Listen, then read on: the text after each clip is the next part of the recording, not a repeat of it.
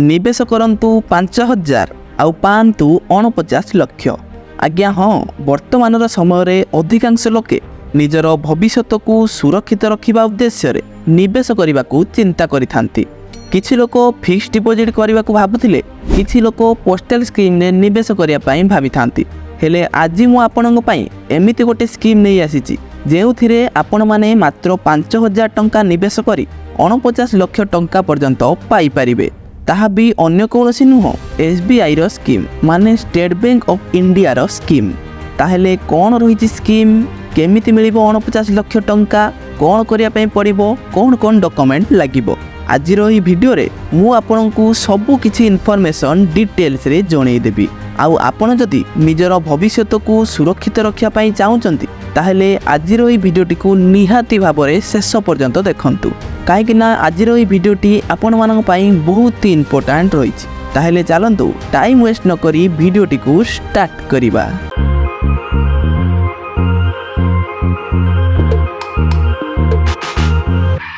देखंतु किछि लोक फिक्स्ड डिपोजिट आउ किछि लोक पोस्टल स्कीम केउथिरे निवेश करिवे एहाकु नै द्वंद्वरे पड़िथांती। किंतु वास्तव रे वर्तमान समय रे म्यूचुअल फंड रे निवेश सबुठारु सहज आउ सुरक्षित। एथिरे बहुत सारा लोके ऑलरेडी निवेश करिसंती। एमिति नुहे कि एइटा गोटे नुआ स्कीम, किंतु समय क्रमे क्रमे एही सब स्कीम रे किछि किछि परिवर्तन होइथाय, जहा आपण माने निवेश पूर्वरु जानिबा निहाती आवश्यक। म्यूचुअल फंड रे केते निवेश करिबा आवश्यक ताहाकु नै अवगति हेले निवेश सहज होइथाय।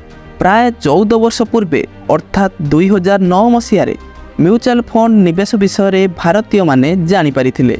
आउ आपण माने एसबीआई बैंक विषय रे मध्य समस्ते जानिथिबे। आउ आपण मानक मध्यरु बहुत सारा लोक मानकर एसबीआई रे अकाउंट मध्य थिबो। तेणु वर्तमान समय रे आपण माने एसबीआई म्यूचुअल फंड उपरे आखि बुझी विश्वास मध्य करि परिबे, कारण एही निवेश रे अधिकरु अधिक लाभ पाई परिबे निवेशक।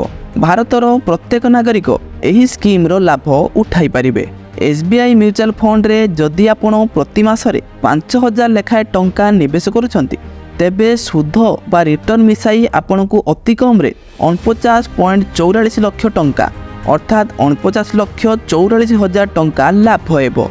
आपण एसबीआई रो स्मॉल कैप म्यूचुअल फंड रे निवेश कले आपण मानकु आपणक निवेश उपरे अधिकरु अधिक रिटर्न मिलिबो।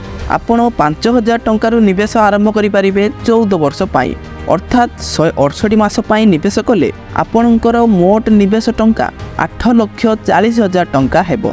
तेबे मूलधन को छाड़ी आपणकु 41 लक्ष टंका रिटर्न मिलिबो। एहार अर्थ एही निवेश उपरे आपणकु 22.5% रु अधिक रिटर्न मिलुछि। जदि आपण म्यूचुअल फंड जरिया रे कोटिपति हेबाकु चाहुचंती तेबे आपणकु अति कम रे 15 वर्ष मध्य रे 10 लक्ष टंका निवेश करिया पई पड़िबो। एनएफओ अंतर्गत फंड रे निवेश करिवा द्वारा आपण 1,37 लक्ष टंका पाई परिबे। तो यही थिला गोटे छोट अपडेट आपण मानक पाई। आशा करुछि वीडियोटी आपण मानक निहाती भाबरे पसंद लागिथिबो। वीडियोटी जदि पसंद लागिथाय ताले वीडियो को निहाती भाबरे गोटे लाइक कर देबे। आ चैनल ले प्रथम थर पई आस्थिले एबे ही सब्सक्राइब करी पाखरतिया बेल आइकन ऊपर क्लिक करी ऑल ले सिलेक्ट करिया पई जम्मारू भी भूलिबे नाही।